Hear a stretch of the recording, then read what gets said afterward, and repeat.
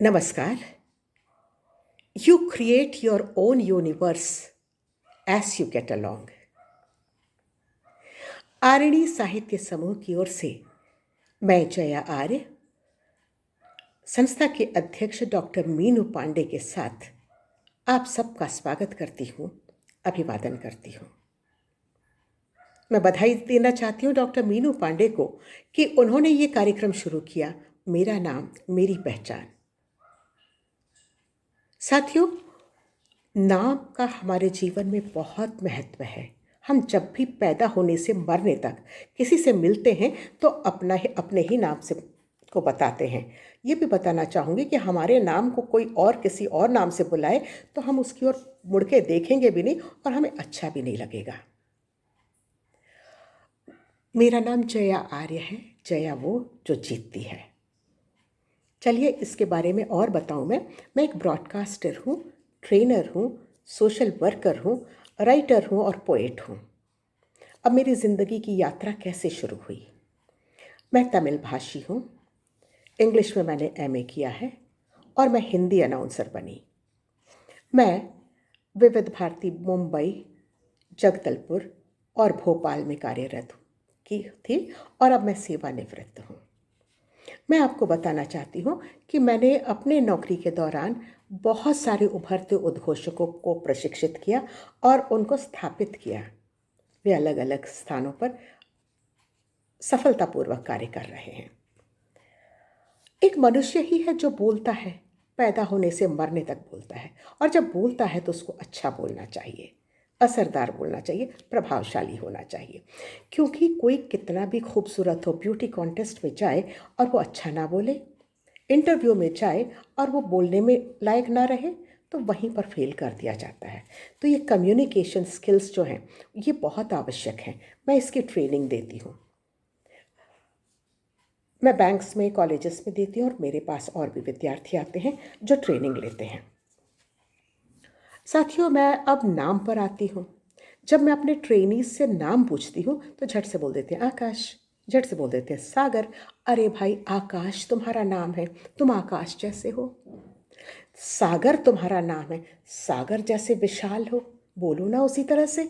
ऐसे बोलोगे तो वैसा अनुभव करोगे, जीवन भी वैसा रहेगा, लोग भी उसी नज़र से देखेंगे। अगर किरण हो तो टिमटिमाती हुई आंखों से बोलो कि मैं तो किरण हूँ, रोशनी फैलाती हूँ, लोग उसी नज़र से देखेंगे। आप जो हैं, जैसे हैं, आप खुद बताते हैं अपने बारे में, और बताते रहना चाहिए। अब जैसे मैं कहती हूँ कि मैं जया हूँ जो कभी नहीं हारती है, हमेशा जीतती है, ऐसा नहीं है। हार और जीत का सिलसिला जीवन में चलता रहता है, पर ये बातें जब हम महसूस करते हैं तो हमें ताकत भी मिलती है, एनर्जी मिलती है, ऊर्जा मिलती है और हम अपने जीवन को आगे बढ़ा देते हैं। मैं अपने ब्रॉडकास्टिंग लाइफ के बारे में एक दो किस्से बताती हूँ। हम लोग फ़ोन इन कार्यक्रम बहुत करते थे। लोग अपनी पसंद के गीत बताते थे और हम पूछते थे आप करते क्या हैं। कोई कहता हम दर्जी हैं। मैंने बोला अरे वाह भाई, आपके बिना तो गुजारा ही नहीं हो सकता, हम आपके ही बनाए हुए कपड़े पहनते हैं। और कोई कहता हम घर बनाते हैं, तो हम कहते हैं कि आप घर ना बनाएं तो हम कैसे रहेंगे। तो इस तरह से बड़ा उन लोगों का ईगो पैम्पर होता था और हम बात करते थे। एक बार एक स्टूडेंट ने मुझे फ़ोन किया, मैडम आप बहुत प्रश्न पूछती हैं और सब आपके प्रश्नों का जवाब देते हैं। मैं आपसे प्रश्न पूछना चाहता हूँ, आप बताइए आपकी उम्र क्या है। तो मैं एकदम चौंक गई और मैंने कहा हम तो पर्दे के पीछे रहने वाले लोग हैं। तो मैंने कहा अगर मैं आपसे कहूँ कि मैं बहुत छोटी हूँ तो आप क्या कहेंगे?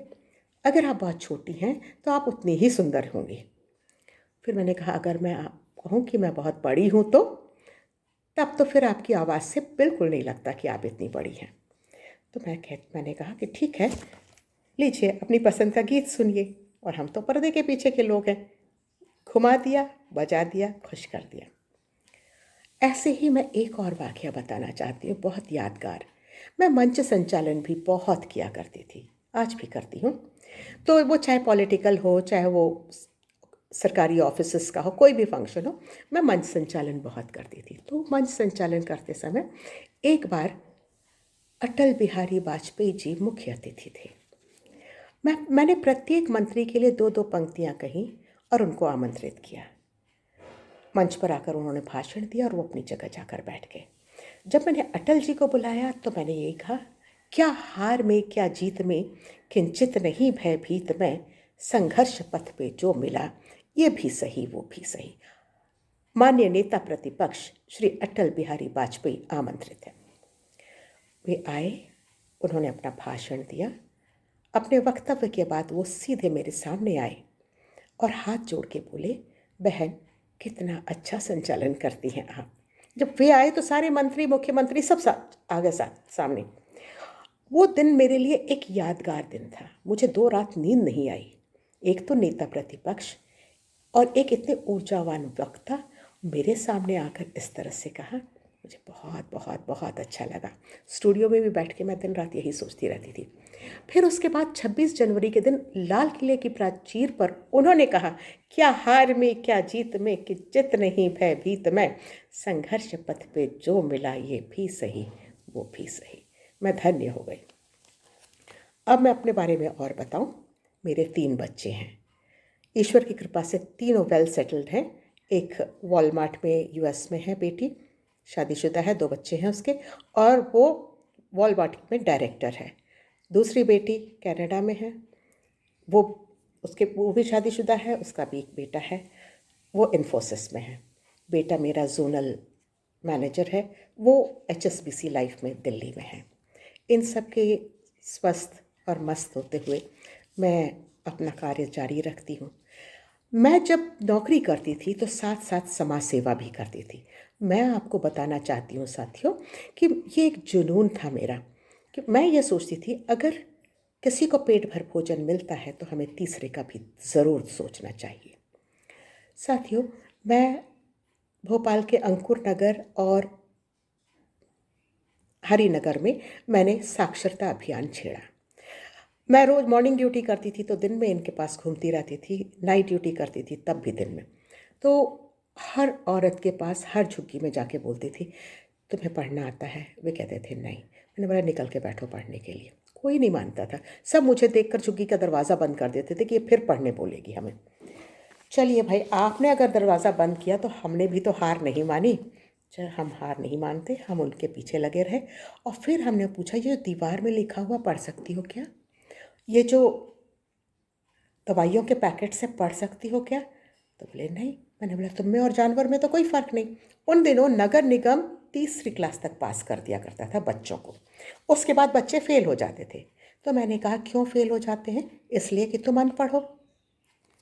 समझ में आ गया, बच्चे तो सबकी वीकनेस है। सब टोलियाँ बना के बाहर बैठने लगी, मंदिर के पास, घर के आंगन में, अपने प्रांगण में सब बैठने लगी। और मैंने बच्चों की एक टीम बनाई और हम नारे लगा के घूमते थे, अच्छी नारी शिक्षित नारी, सुंदर नारी शिक्षित नारी। बहुत ही आनंद आया। इतने लोग शासन ने भी हमें बुक्स डोनेट किए, स्लेट पेंसिल डोनेट किया, और हमने ये साक्षरता अभियान जारी रखा। उनको राष्ट्रभाषा परीक्षाओं में बैठाया, सर्टिफिकेट्स दिलाए। जो 8वीं पास बच्चे थे उनसे 10वीं कराया और वे पूरे मोहल्ले को ट्यूशन देने लगी। इसके बाद हमने शांति निकेतन महिला कल्याण समिति की स्थापना की। सिलाई कढ़ाई, जरी वर्क, ये सब काम सिखाना शुरू किया। वे सब अब बुटीक्स में काम करती हैं। साथियों, मैं ये बताना चाहती हूँ कि इनके पति बहुत पीते थे, तो हमने नशा मुक्ति केंद्र शुरू किया। जब नशा मुक्ति केंद्र शुरू किया तो चरस, गांजा, अफीम, ब्राउन शुगर के पेशेंट्स आते थे, भर्ती होते थे, उनका इलाज होता था, हम उनका इलाज करते थे। बहुत खतरनाक भी आते थे, पर हमसे वो सब डरते थे क्योंकि हम उन्हें प्यार करते थे। हम उनके साथ बैठ के प्रार्थना करते थे, हम उनको आगे बढ़ाते थे, उनका नशा छुड़ाते थे, उनकी गृहस्थी बसाते थे। इसके बाद साक्षरता अभियान, रोटरी क्लब की मैं प्रेसिडेंट बनी। जब मैं रोटरी क्लब की प्रेसिडेंट बनी तो वल्लभ नगर की झुग्गियों को गोद ले लिया। वहाँ पर बेंचेस लगवाए, पानी की टंकियाँ लगाई, सिलाई सेंटर्स उनके लिए खोले, कंप्यूटर सेंटर उनके लिए खोला, उनको भी साक्षर किया। वहाँ वुमेन लीडर्स तैयार किए। ये सारा सिलसिला चलता रहा और नेचुरली मुझे बहुत सारे अवार्ड्स भी मिले। काम करेंगे तो थोड़ी प्रतिष्ठा तो मिलेगी ही। मैं आपको एक और ख़ास बात बताना चाहती हूँ कि रिटायर होने के बाद मैंने 2 साल इंडस्ट्री में काम किया। जब मैंने इंडस्ट्री में काम किया तो वहाँ भी मैं डीजीएम ट्रेनिंग थी और लोगों को ट्रेनिंग देती थी, चाहे वो मार्केटिंग के लोग हों, चाहे कोई भी हो। मैं बताना चाहती हूँ कि उस समय मैंने अपनी पढ़ाई कंटिन्यू की, यानी 60 वर्ष के बाद मैंने अपनी पढ़ाई कंटिन्यू की। रिटायर होने के बाद लोग सोचने लगते हैं अब हम बेकार हो गए। नहीं, हम एक दूसरी ज़िंदगी शुरू करते हैं और अपने सारे वो शौक़ पूरे करते हैं जो हमने नहीं किए थे। तो फिर हमने एचआर में, सॉफ्ट स्किल में, हेल्थ एनवायरनमेंट सेफ्टी में डिप्लोमा कोर्स किया। बैंक्स और कॉलेजेस में सॉफ्ट स्किल ट्रेनिंग देती हूँ मैं। मैंने सेटपा वॉशिंगटन से कोच की ट्रेनिंग ली, अमेरिकन इंस्टीट्यूट टेसॉल से ट्रेनर्स ट्रेनिंग ली। जब ये सारे ट्रेनिंग लिए तो सारे मुझे सम्मान भी बहुत मिले। हिंदी भाषी हिंदी 5 बार राज्यपाल से सम्मानित हुई मैं। रोटरी में बेस्ट प्रेसिडेंट अवार्ड मिला, असिस्टेंट गवर्नर बनी। मैंने जेल में कैदियों से को राष्ट्रभाषा परीक्षाओं में बैठाया और उनको शासन से 2-2 महीने की सज़ा में छूट दिलवाई। जब जब वो परीक्षा में पास होते थे उन्हें सज़ा में छूट मिलती थी। तो ये सब उत्साह था, जीवन देता था, और जब जीवन देता है तो लोग आगे बढ़ते हैं। मैं ये भी बताना चाहती हूँ कि इन सब के लिए मुझे 5 बार राज्यपाल द्वारा सम्मानित किया गया। राज्यपाल मध्य प्रदेश के और त्रिपुरा के।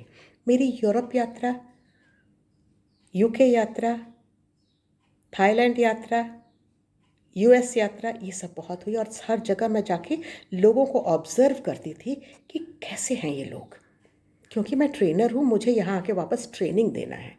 जब मैं अफ्रीकन अमेरिकन्स को देखती थी, ज़ोर से मुंह फाड़ फाड़ के बात करते थे वो। मैं बोलती थी ये क्यों ऐसे बात करते हैं। फिर मैं सोचती थी हमारे यहाँ भी तो गांव में लोग ज़ोर ज़ोर से चिल्ला चिल्ला के बात करते हैं, पर यही जब आईएएस बन जाते हैं, ट्रेनिंग हो जाती है, तो इनके बात करने का लहजा बदल जाता है। यही जब वो बराक ओबामा बनते हैं तो बात करने का लहजा बदल जाता है। फिर मैंने 70 साल के बाद अपना पेन थामा, लिखना शुरू किया। मेरी 2 किताबें छप गई। एक लघु कथा शतक है, दूसरी गुनगुनाते फूल है। मैं कविता भी लिखती हूँ और कहानी भी लिखती हूँ। और आप सबकी शुभकामनाएं मेरे साथ हैं, मेरे बच्चों की शुभकामनाएं मेरे साथ हैं। और इस तरह के कार्यक्रम में आप लोगों से मुलाकात होती है तो मेरी भी ऊर्जा बढ़ जाती है, मेरा भी एनर्जी लेवल काम करने लगता है। मैं चाहती हूँ आप भी इसी तरह से काम करते रहें, क्योंकि जब आप काम करते रहेंगे तो आप बूढ़े नहीं होंगे ना, ऐसा, क्योंकि वैसा सोचने के लिए टाइम ही नहीं, और आप स्वस्थ और मस्त भी रहेंगे। इसके साथ ही मैं आप सबसे इजाज़त लेना चाहती हूँ। आरणी साहित्य वारिधि की ओर से आप सबको एक बार फिर जया आर्य का नमस्कार। धन्यवाद, आपने मुझे सुना। बहुत बहुत धन्यवाद।